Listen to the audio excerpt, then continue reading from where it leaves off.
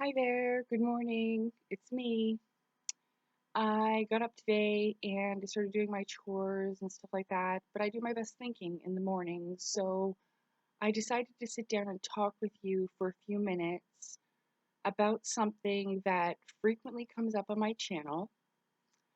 And I just want to explain that and lay it all out on the table, as they say. So Marvin's come to join us. Um, I have been on this journey, this spiritual journey, I suppose, actively seeking since about 2010. Now, I had experiences in my young life up until I was about 16, 17. It was shortly after I won the trip to go see the Backstreet Boys. And then after that, I sort of pushed it aside and tried to move on with my life. Okay. Um, but then that was probably in 2002, 2003. Then in 2010, this came up for me again. Now, when I started to get into things, it was more so of kind of dipping my feet into the pond. I was just randomly listening to people's stories, maybe the occasional UFO video, the video about cryptids, which are like werewolves, Bigfoot, and things like that. Different kinds of conspiracy theories. And that was because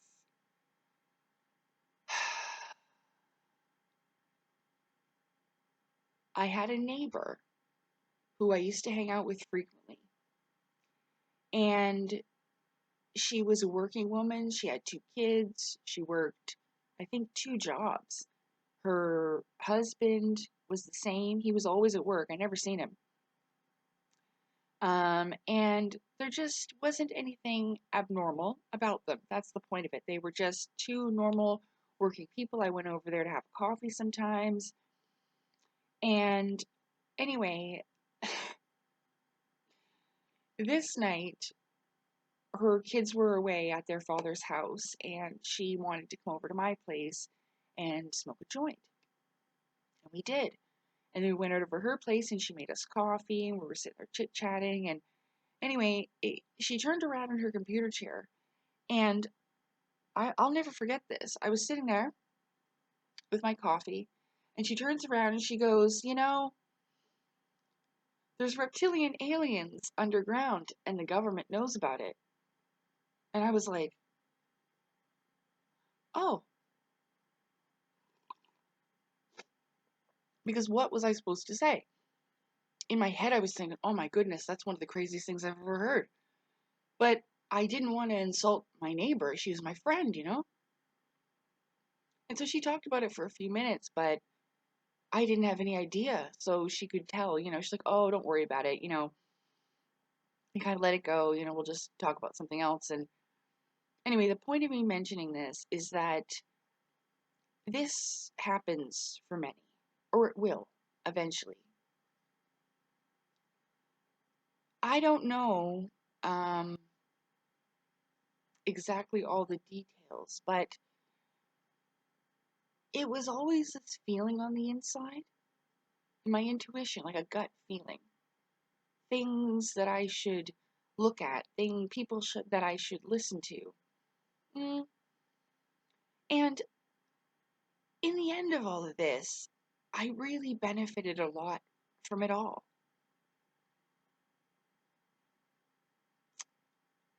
There are pros and cons, like negatives and positives, but in the wrestling with that,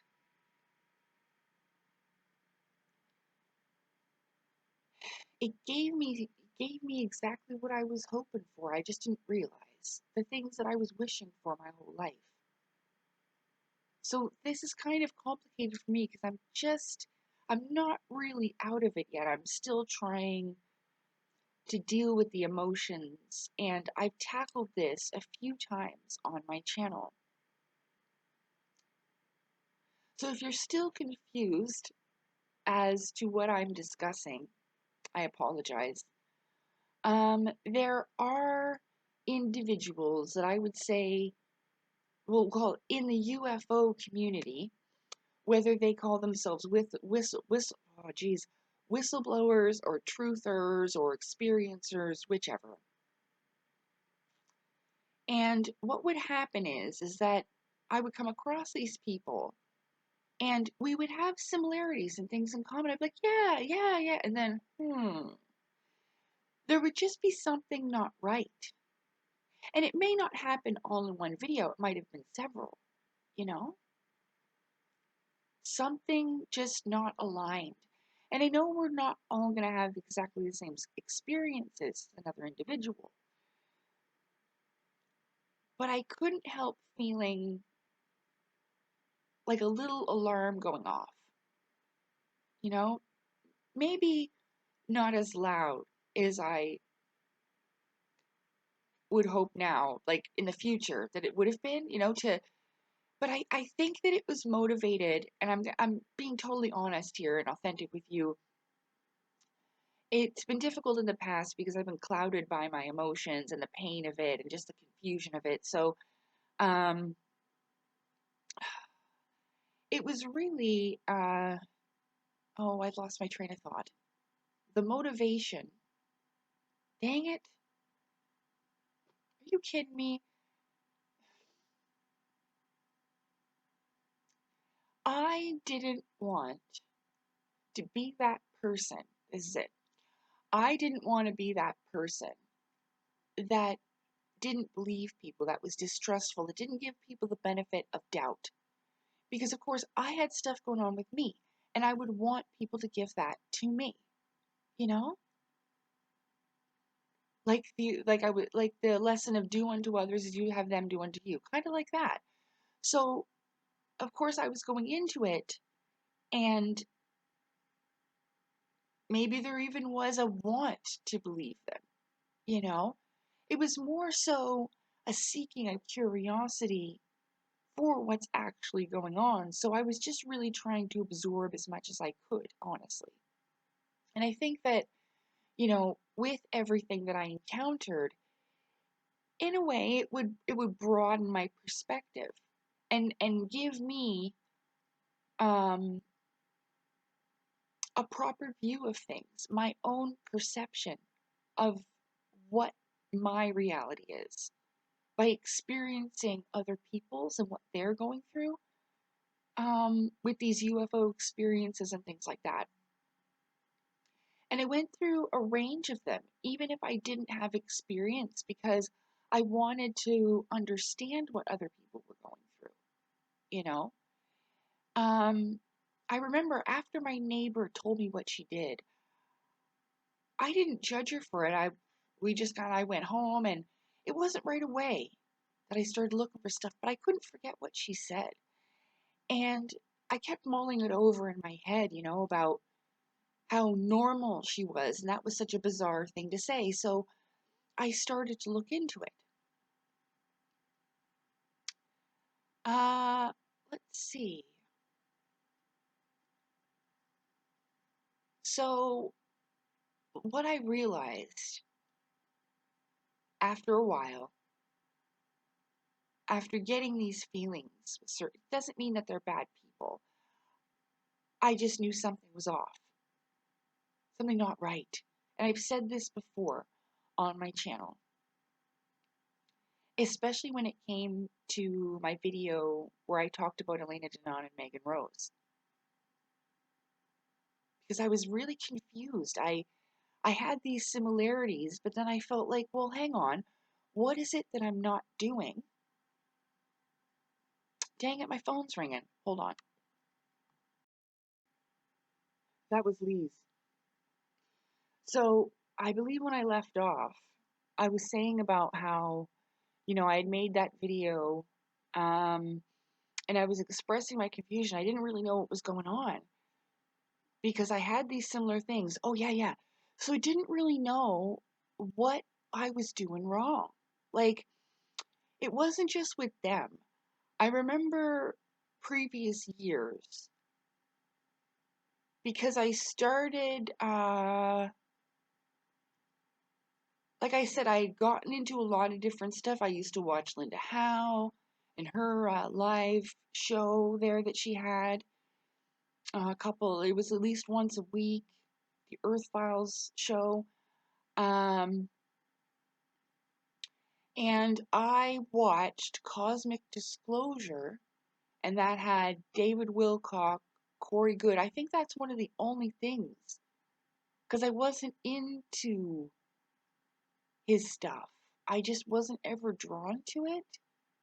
Um, and Emery Smith. So Emery Smith, Corey Goode, and David Wilcock were on Cosmic Disclosure. And there have been other people.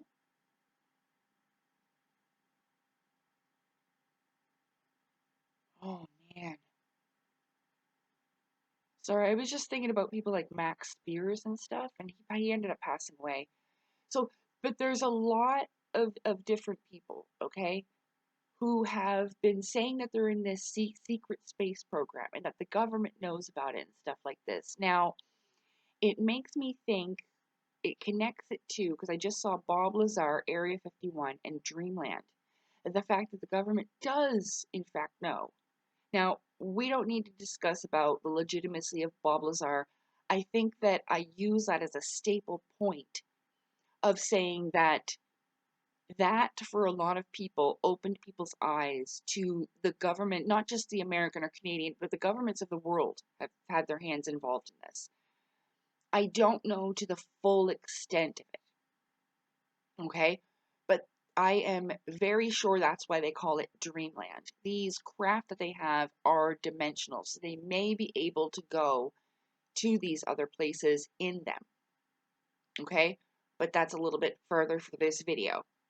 So with Bob Lazar, he brought up this thing with the government. So it kind of leads one to believe that they do have this secret space program going on. I think that the secret of the space program itself, keeping in mind that the government has had its hands in programs that involve remote viewing, mind control, MK Ultra, things like this, but there's more to it, you know. Um, involving, astral travel, lucid dreaming, and all kinds of stuff. There was a physicist, I talk about him often on this channel. I've only watched a few of his talks or lectures, whatever you want to call them. But he even talked about the scientific implications of extrasensory perception, which includes things like telepathy and stuff like that, I think. So now, with that, I was thinking, okay, you put these things together, so I wanted to hear what these people had to say. I didn't want to assume, anyway, I'm repeating myself. But the secret of it is that it does have this huge spirituality aspect to it. Now, I don't remember the year exactly. Fortunately, I didn't really research as I just sat down and started talking. But there was a time when a group of people got together and decided to focus only upon the material sciences, the provable science. Yeah? And these metaphysical spiritual sciences were named pseudosciences and ridiculous and pushed aside because they only wanted to focus on the physical, right? The materialistic realm. The secret of it is that it does have this huge spiritual aspect to it, if not almost all of it. Now, it again, with this etherization of the blood thing, where you can go from physical to spiritual, it's probably both. It probably does have some crossover, where there could possibly have been these government meetings with other beings from different places. But again, this is further out of the range of what I'm trying to get at. I know I'm trying not to go all over the place. And I think and feel, because I'm trying to use my heart and mind here in union to the best of my ability, that there is so much of it that's unknown. That's why the government's observing us. I don't think the government's like watching me all the time. I don't care even if they are. I have nothing to hide. And, even though it's a huge invasion of privacy, that's why I don't like exactly things like remote viewing and stuff like that. Because if you're just going to go and watch someone, this is an invasion of privacy. There's morals and ethics, things that you do and don't do, and stuff like that. And that's kind of the thing I'm trying to weigh out, because what it is that because there is so much unknown,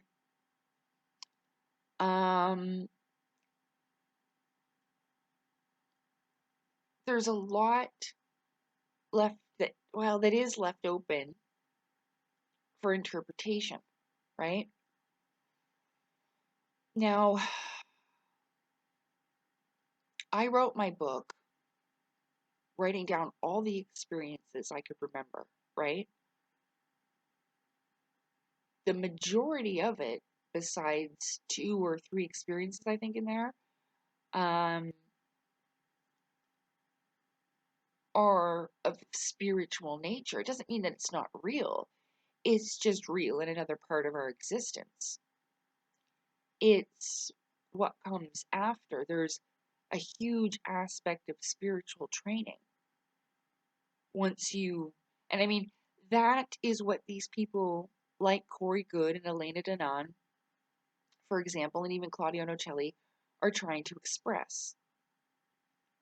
It is a spiritual truth written in story format, almost like a little bit like symbolism and allegory, but going by what Corey Goode said in his Deposition, okay, that it's pretty much the same, but he embellished it and wrote upon it and made a creation out of it, kind of to make it more appealing and exciting. You know what I mean? I'm not excusing it or condoning it. I'm just trying to explain as best as I can, because I don't want to cause hate or, negativity towards these people. I don't want to not portray like that's what I'm encouraging, and I don't want that for these people. I'm just trying to explain based upon my experience and what I went through, what I have discovered. Okay?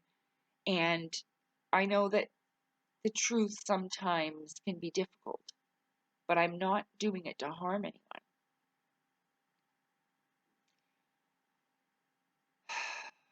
The difficulty is that it does in fact impact a lot of people's income.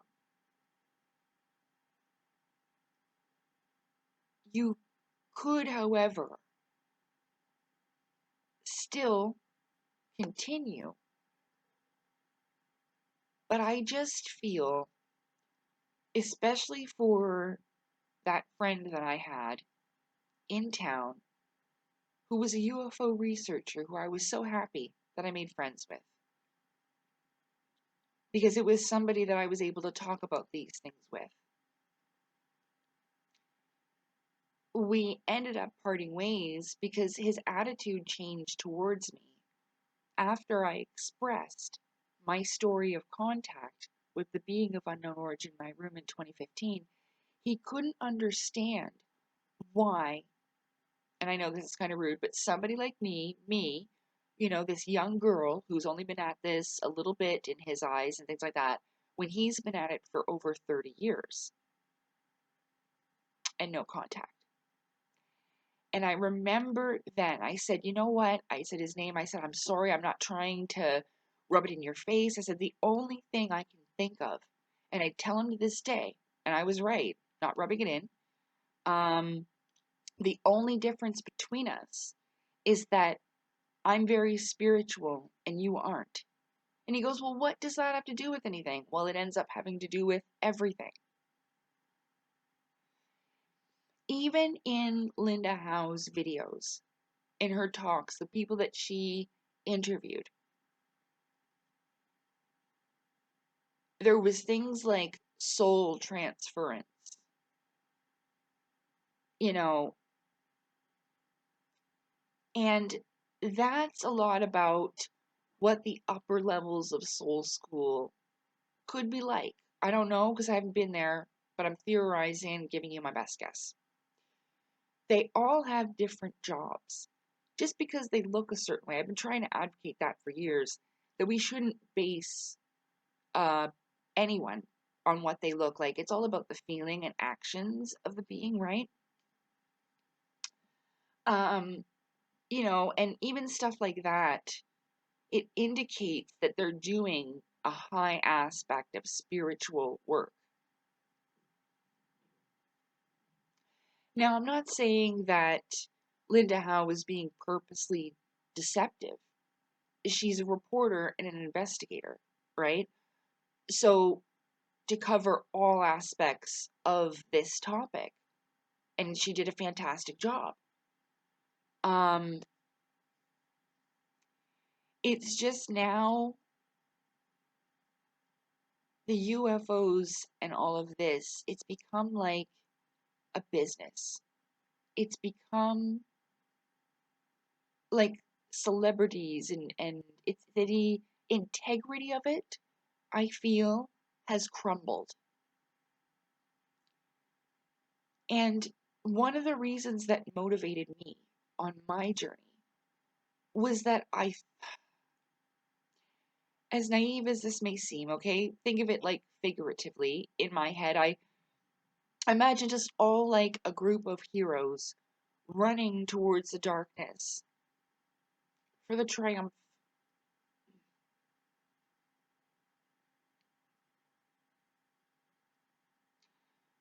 of goodness, truth,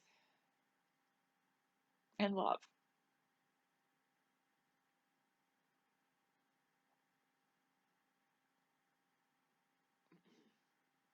Now,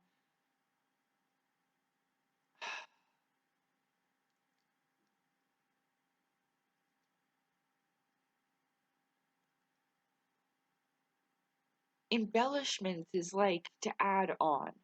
Like, for instance, if I were to take my experiences with the Asura and write to you more about what went on in the astral realms, this is my spirit body like adventures, which some of this that these people wrote about is, you know, especially in here, you can see that these, like he's a little bit see through. I don't know if you can see that. You can see the picture right through his head. So there's spirits like, you see, there's another instance here where she's with, yeah, look, here. You see how he's glowing almost like a spirit and they're flying through the sky? Well, this isn't actually happening. She's in her spirit body, even as a child, okay?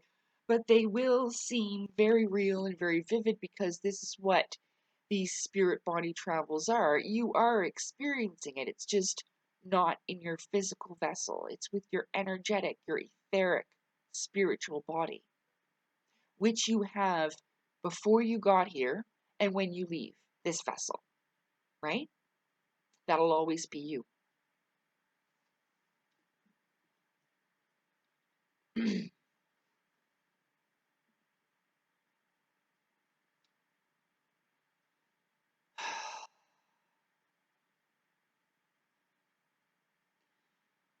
The problem with it is, if you're wondering, well, what's the problem?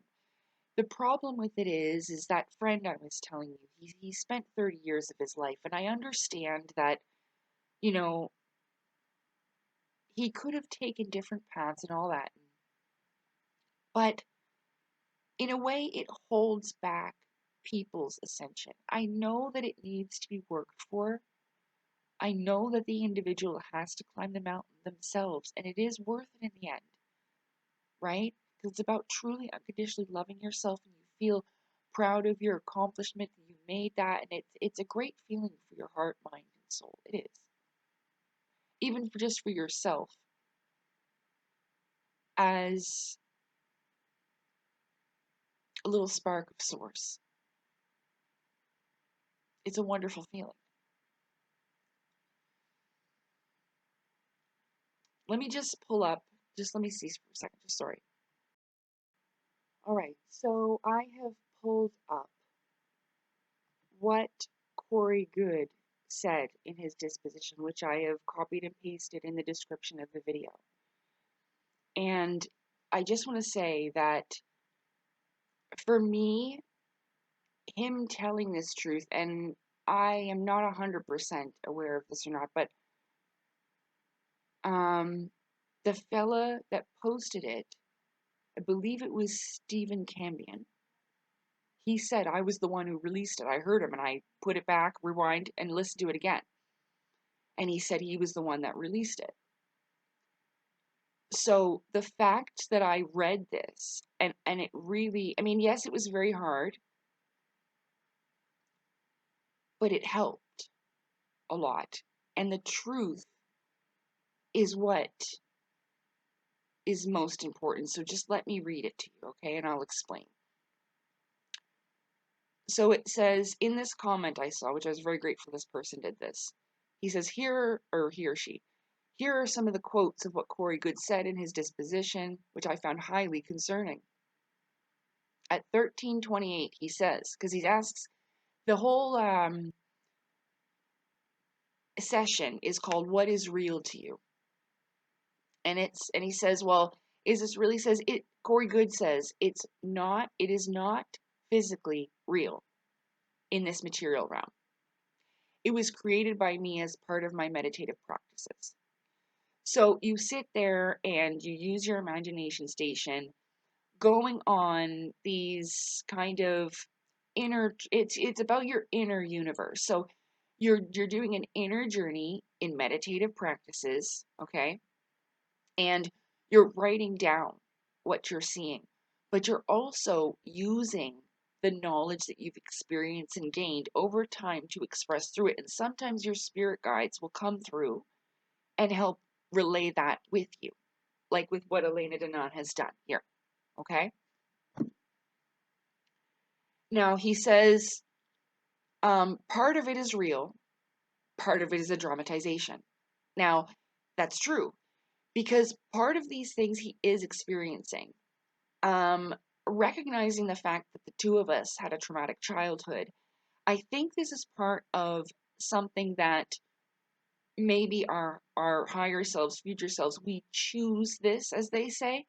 We chose this as our soul school parameters, our lessons, okay, to get us to where we want to be.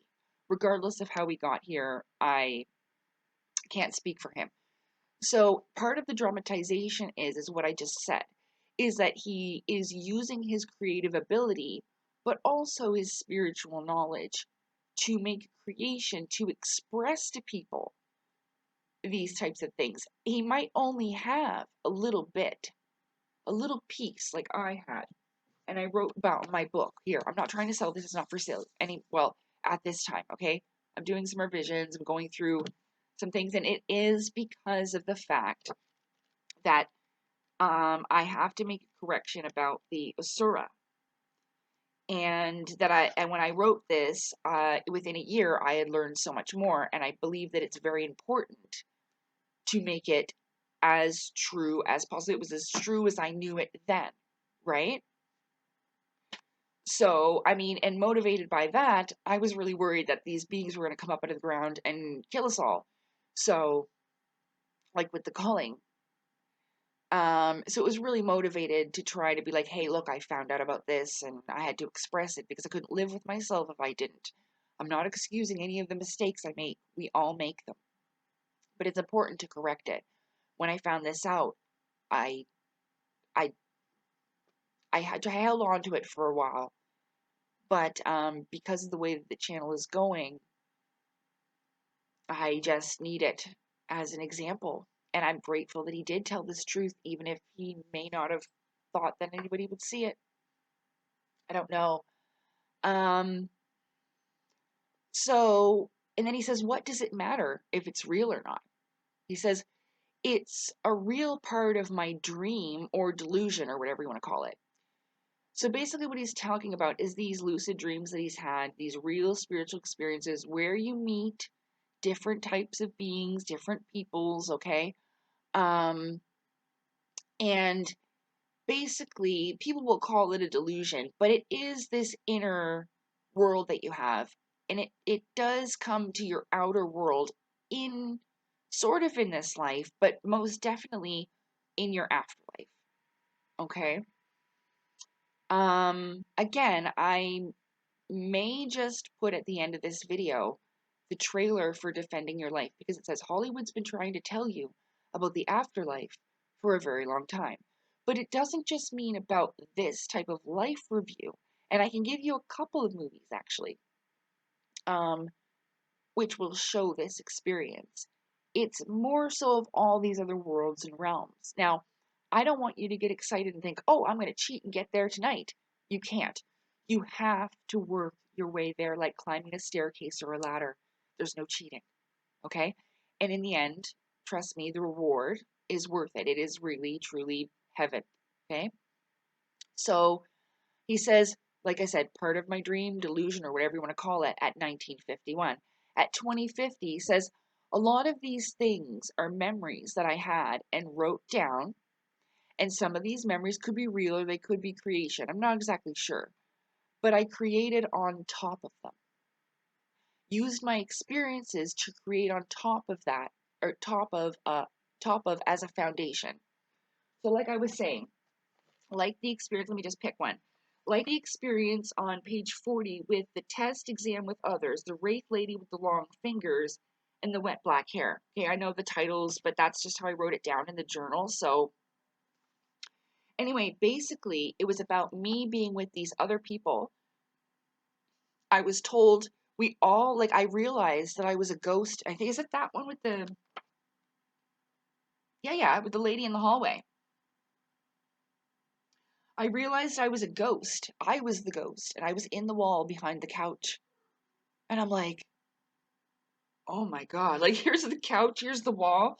I'm like, oh my God, I'm a ghost. But like I said, I didn't know how to express this non-physical state of being at that time. But I did. I thought I was a ghost. I'm like, oh, because it feels so real. But this is part of your spiritual training. What happened was that we were all hiding. There was a lower dimensional entity in this person's house. Now, these things reflect in films and TV, but they come from somewhere. There's a movie with Ryan Reynolds, RIPD or whatever, where they're like ghost cops. It's kind of like this. It all comes from somewhere. But this has to do with the spiritual realms, the spiritual hierarchies, and the types of jobs that they do, right? So what I did in here was I wrote all of the stuff down that I could remember, but I didn't add on it. I didn't need to. I thought this was extraordinary enough. Unfortunately, like Elena Danaan says, she's got to sell books. This is what sells books. Sensationalism, right? Like adding more onto it. Now, I don't know how I mean, I know that she's taken a lot of this from the Russian book of alien races and stuff like that. But do I believe her that she's had experiences like this? Yes. I loved the beginning of the book. I didn't read anything about the alien races because I don't want to know about people before I meet them. I'd rather meet them and experience them as they are, like I said. Use my intuition based upon how they portray themselves, how they feel, how they speak, how they act, da da da. I'll work it out, right? Um, but let's continue. So, right, I covered that on top as a foundation. So basically, remember, if you've read my book, I even used about how I was detained by those people in the blue suits. I could have wrote more onto that as like a fictional story to show you it's not just completely fiction, it's intuitively created. But so much goes on.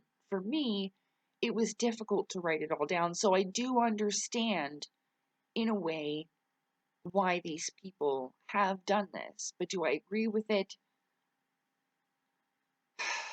No. But let's continue. At 2123, how would I be totally sure if that sort of thing were real? So that's the thing. He may not. I mean, he may or may not. I don't know. But just like me, I can't explain it all. I can only go so far with the soul school and the hierarchies and stuff like that. They may have talked about it like extraterrestrial beings because of the fact that they, well, wanted to go along with. Now, this is just my best guess and theories. I'm not accusing anybody of anything. I don't want to start a big drama, but going along with keeping the secret of the material sciences, like these come from Venus and da da da da da da da da da, which, it could have some basis to it. Again, not for this video. He says at 2138, the 20 and back is my creation, and it is part of my intellectual property. Me creating it means it came out of me, and that is my story, and it was never anywhere before, makes it my intellectual property. What he's talking about is that he went and he told people that the extraterrestrials took him back in time 20 years, but then he came back. Like kind of like a age regression thing or something. And this was a creation. A lot of the secret space program, again, the secret is that it's astral and these etheric spiritual body travel, which the government is aware of. Okay, they know.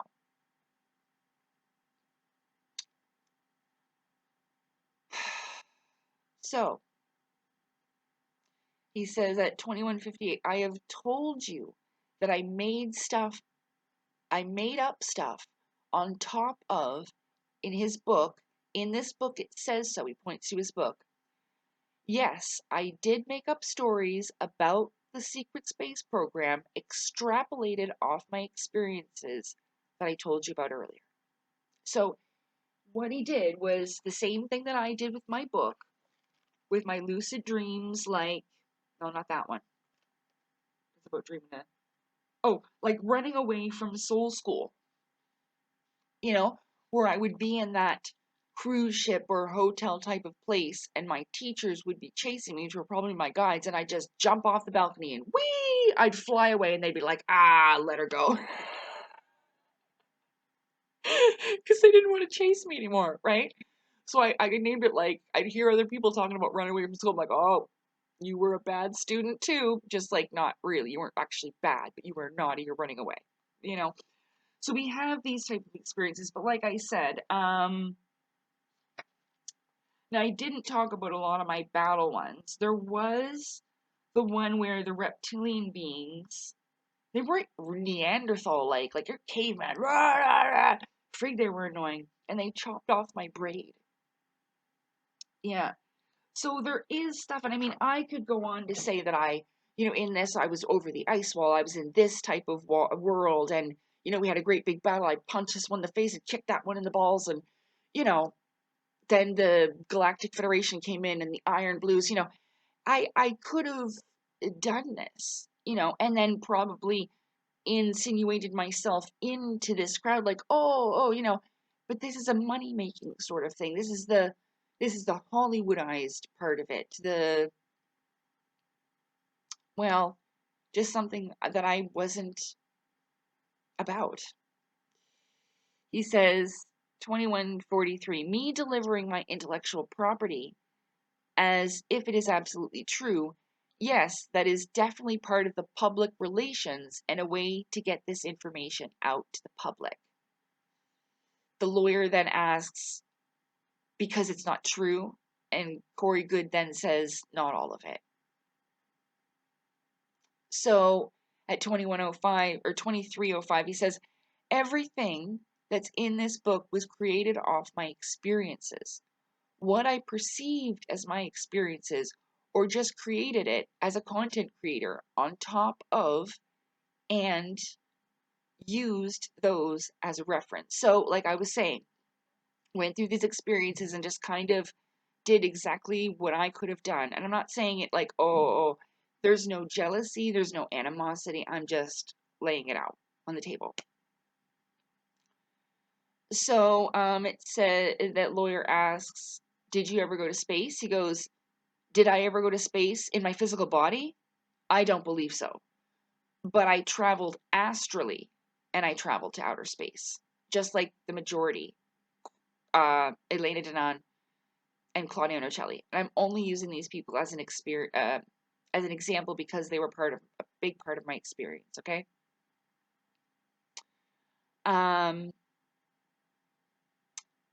Then he says at 2414, I'm getting information from higher realms, and I'm disseminating that information in a way that I think it will get out to the masses the best way.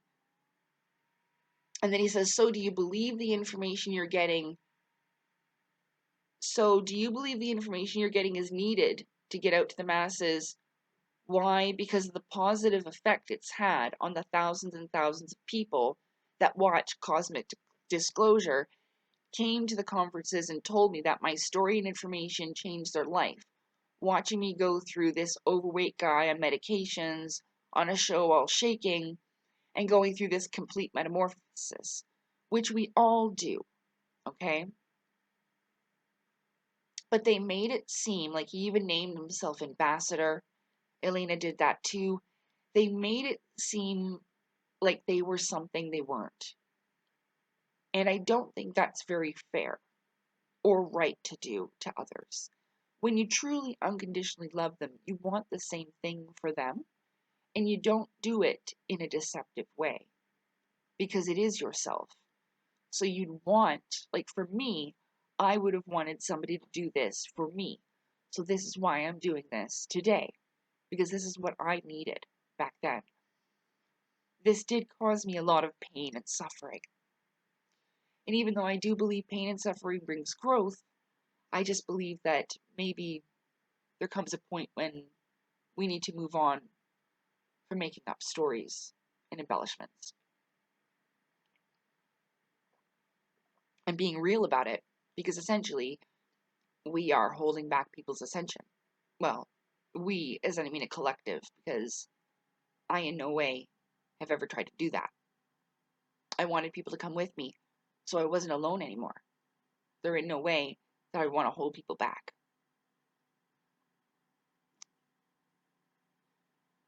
Motivated changes in their lives. I can produce all sorts of people and information to where they claim that my information has changed their life in a good way. Even though the information is false, it's having beneficial results with people that read it. Well, I mean, people believe things that are false all the time. But answer my question, even though the information is false, is the lawyer. People are having beneficial reactions. Sorry, I didn't actually, this is the part I didn't do a very good job. Even though the information is false, people are having beneficial reactions by reading it, even though some of the information is a creation. People are getting the benefit from it, okay? That's how he would phrase it. So, and in a way I would agree, but in a way it held me back.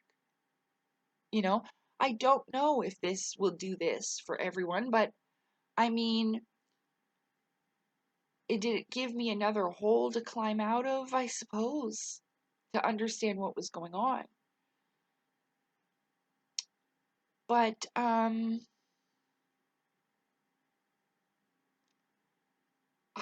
hope that I've explained this. I'm not quite finished, I don't think. Just let me check the time. Um, so let me just tell you this, okay? Because I can agree to a certain point, okay? But I don't agree with this totally and completely. And I think that's why it may be getting a certain level of backlash. And that's why I tried to express when I did post videos with like the Emery Smith stuff because I couldn't find his ex-fiance's expose videos myself. Um, so I used his overview of that, which he seems to go through all of it.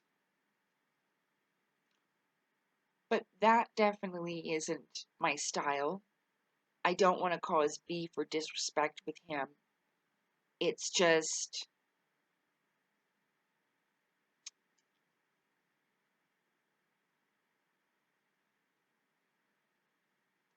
yeah, not my thing. Um, Now I will say that when it came to David Wilcock, I will use this as an example because this was early on in my journey. And let me see something here. Oh, it's not this one. I thought I put the date on it when I bought it. I had the receipt for the longest time because I remember this book here, The Ascension Mysteries, took me a week to read. And I was very impressed with myself that I read this so quickly. And so let me tell you something. I went out one day to Chapter's bookstore many years ago,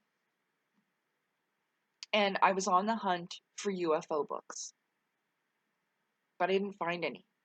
There was very few in the section, but at the bottom of controversial knowledge or whatever it was under, there was this. And when I seen it, I thought, oh, David Wilcock. Because I had two friends that it was my friend and her mom that just were all about David Wilcock. They were always at his lives. They were talking about David Wilcock this, David Wilcock that. And I didn't even know who the guy was. When I seen him, just kind of his whole vibe wasn't my thing at the time. I was probably out of vibration to be even able to meet him at any kind of level. Like I said, the first thing I noticed was his big forehead. But the man knows he's got a big forehead. When I used to say that, I used to tease my friends. Oh, David Wilcock. Here comes the plane for the Wilcock Airport, like this. Merch. You know what I mean? It was harmless joking. I make fun of myself too, okay? Harmless joking around, teasing my friends. They'd be like, oh, you leave him alone. Ah, it's because he has a big brain. Which is true. That's what I would tell people today. Because he's got a big brain. But um, I went to the store that day, or the Chapters, and I saw this book, and I was reminded of all the joking around. I went through those memories and stuff in my head with my friends, and I knelt down and I picked up the book. And when I'm not probably not going to be able to find it in here now, but when I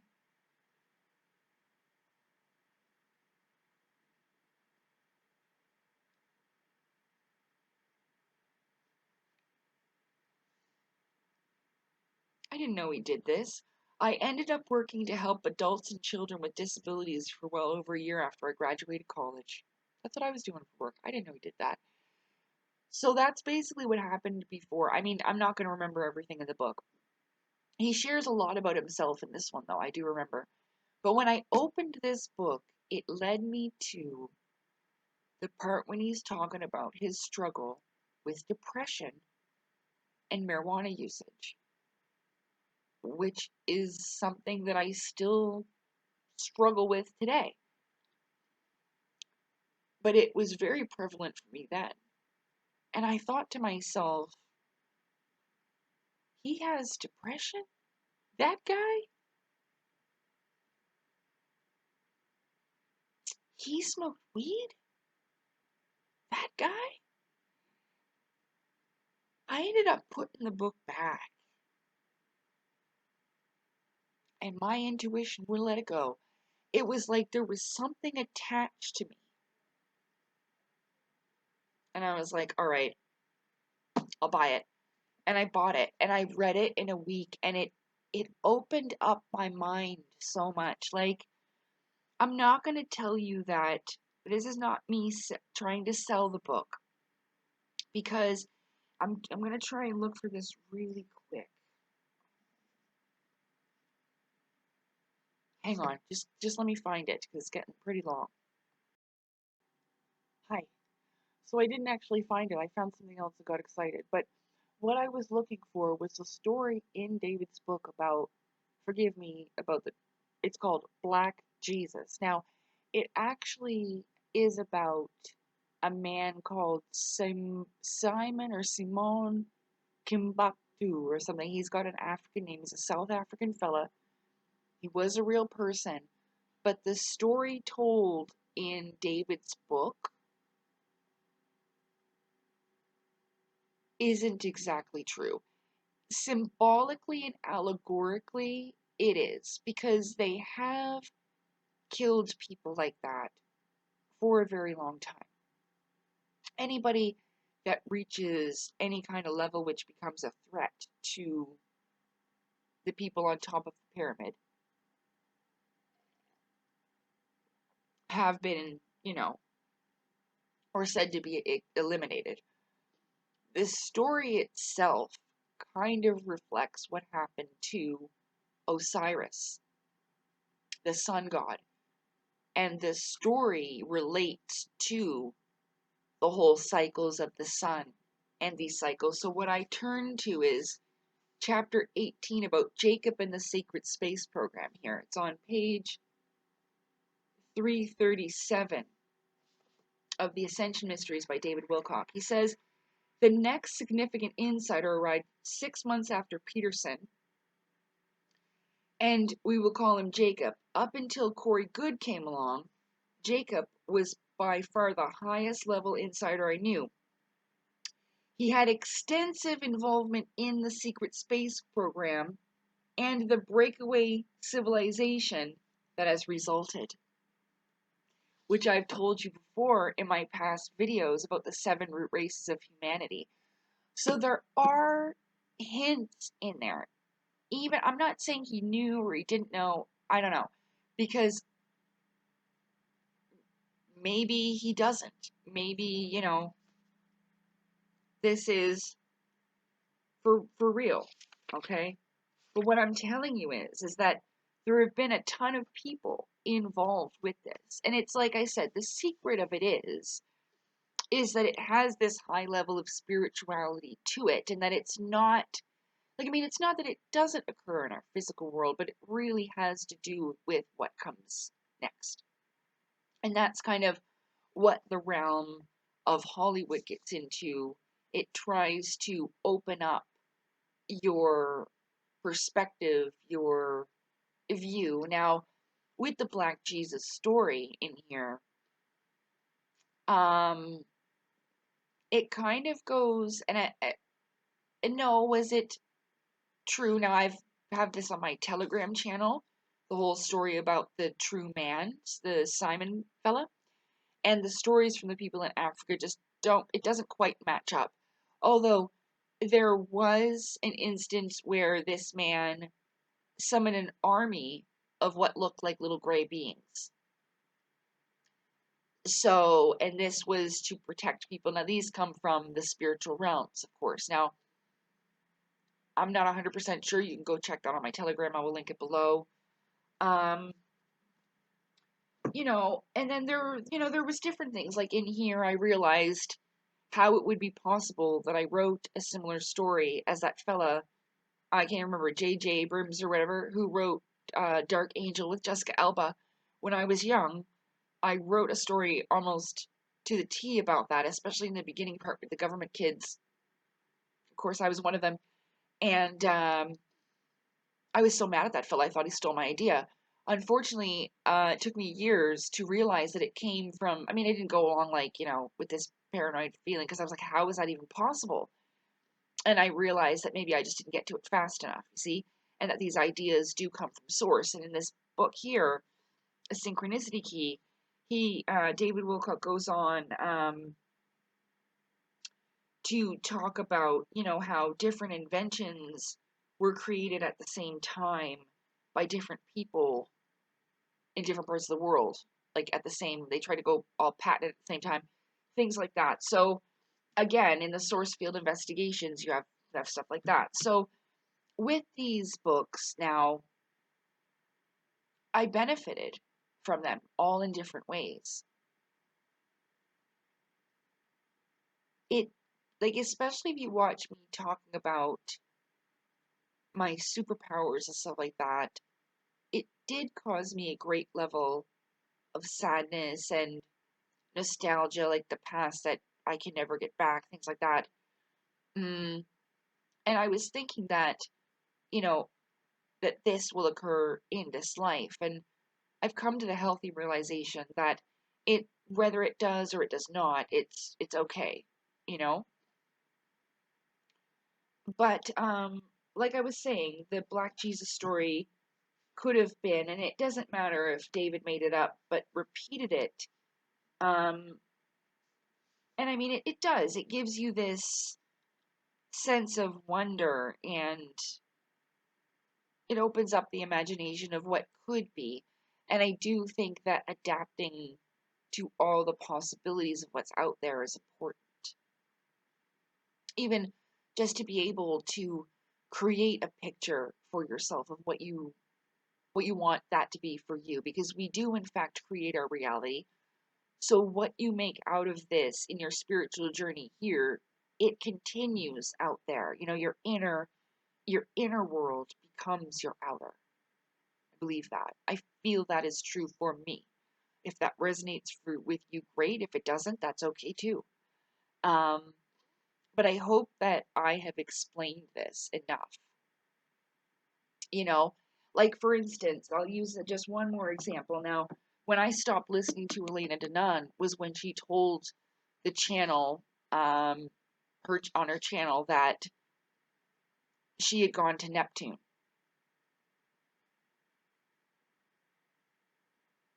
And all of that business.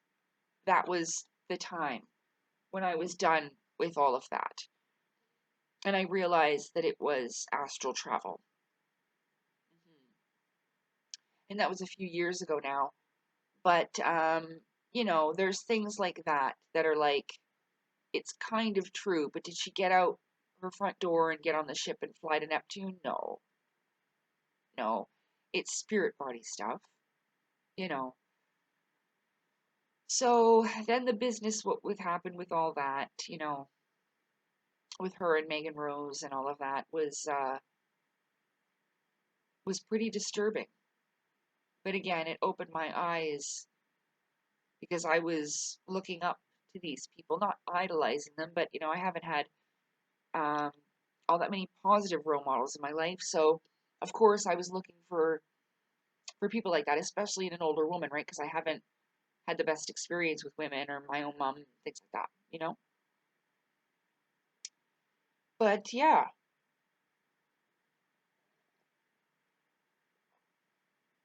I don't know.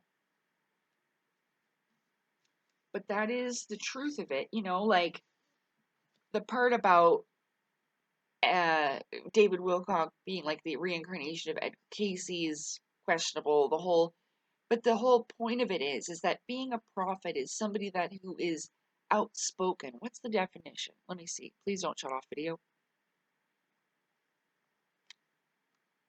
Definition. Hey.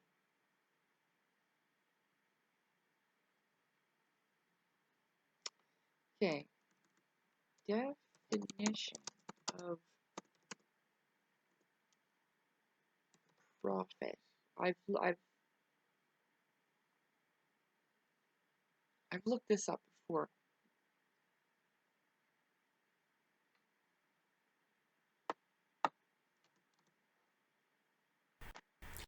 A per a per a perpin a person who speaks by divine inspiration as an interpreter through whom the will of God, okay, or source could be expressed. I mean, if you think of it in non terms of like, a religious aspect, a person gifted with profound moral insight and exceptional powers of expression. There it is. So, and I would agree, does David Wilcock have that type of ability? Yeah. He's a great speaker. He's a very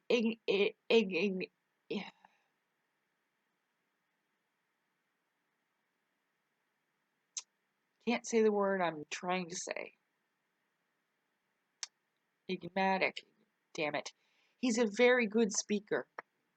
He's engaging. And, you know, unfortunately, what happens sometimes is that the money and the stuff and the power gets to your head a little. And I mean, the fact that he's saying that he's channeling Archangel Michael. There's even something called Michaelinic, like Michael, like Archangel Michael kind of initiation. And I'm pretty sure by watching Santos Bonanchi, I've learned that the archangels are representations of the planets and stuff, so they're also not even technically real. They're a creation.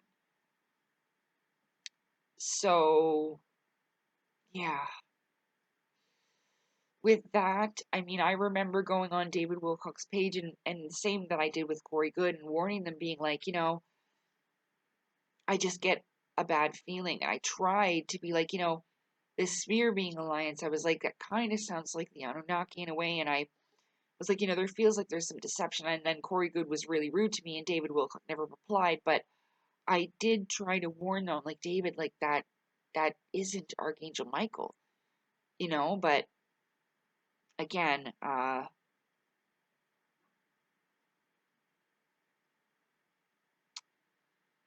I can't say that I didn't give David Wilcock $20 every now and then, because I did, because I believed in his cause. And I mean,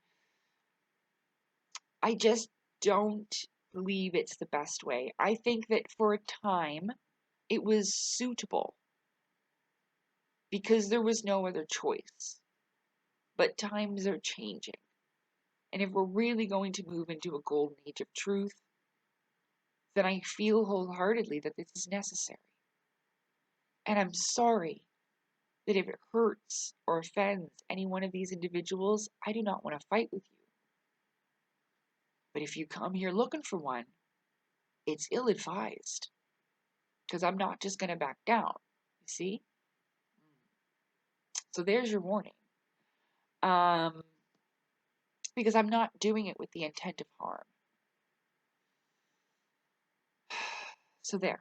Now I've gotten this off my chest. I've tried to express it, as best as I could. And I mean, like, you could say anybody, even Alex Collier, But then again, Alex Collier recommended these 2 books, which I read, which were extraordinarily helpful for my mental, emotional, and spiritual development. So do you benefit off of it? Yes. But is a little bit elementary school? Yes. We don't need fairy tales and stuff anymore. We really need the truth so that people can dig that from within themselves without being stuck for 30 years looking for the aliens. That poor fella. I might be able to talk to him eventually someday, but I really don't think he likes me very much anymore. So yeah, good. And I mean, like, people have been doing this for a long time. Helena Blavatsky had to do this with her book, The Land of the Gods, for putting this spiritual information in story format, but that's mostly because they had to. Back then, they'd be named witches and hung and all that crazy stuff, burned at the stake.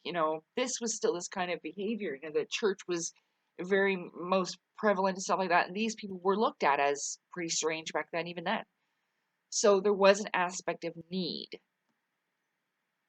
There's no real need for it anymore. I think that that's why it has such a, in some cases, a negative blowback, because it isn't the full truth, the whole truth, and nothing but the truth, so help you God. You know what I mean? And I think that we are all given this information. We're observed to what we do with it. And even though I knew and I was aware, like when I had that experience and in my inner vision, she's like, please just read 5 pages. So I read 10, but I knew, and they were right. Within 5 pages, I knew what this book was. And it's extraordinary. It doesn't mean that it's no good or these creations are crap. They're fantastic. Without Claudio creating that map, it wouldn't have led me here to where I am today. So it's kind of, like I said, brought me back down, grounded me, humbled me in a way, and showed me where I needed to be. So I didn't know what to do for the longest time. I didn't want to believe it, but now here we are. And because my video is an hour, I just like to leave it at that. And thank you very much for listening, and I hope that I've been able to explain this, because it was a huge part of my life. I am trying to move past it, but if anything, what I've done here is shown that it can be done another way. It may not be the most profitable, but I can sleep at night. I have my integrity, and I'm happy with that, I didn't need to get rich off it. The richness is in the value of what it is for me, what it means for me in my life and later on. It may not help me right now, true, but this is truly something that I do want for everyone, and I know the only way they can get there is with the truth. And so that's why a long time ago I decided, when I asked, what should I do, and praying and be like, just be yourself and tell the truth. And that's exactly what I've done. So, again, thank you very much for watching. Thank you very much for listening to me. And I wish you a lovely day. If you have any kind of questions, comments, please leave them below. I will try to answer you the best of my ability or direct you to the materials that you are requesting. Again, you can get most of these, a lot of the books I have tried to find, like for the Gods of Eden. When you open my Telegram channel, this is one of the first PDF books that you can find, that you can download and read on your phone or whatever you choose. But there's a lot of them on there that are free for your usage. So, thank you very much for your support. I feel like I've done this like 5 times now. And I will talk with you soon as I can. Okay? I'll be back. But I gotta go finish my housework now. Alright, take care. Have a good day.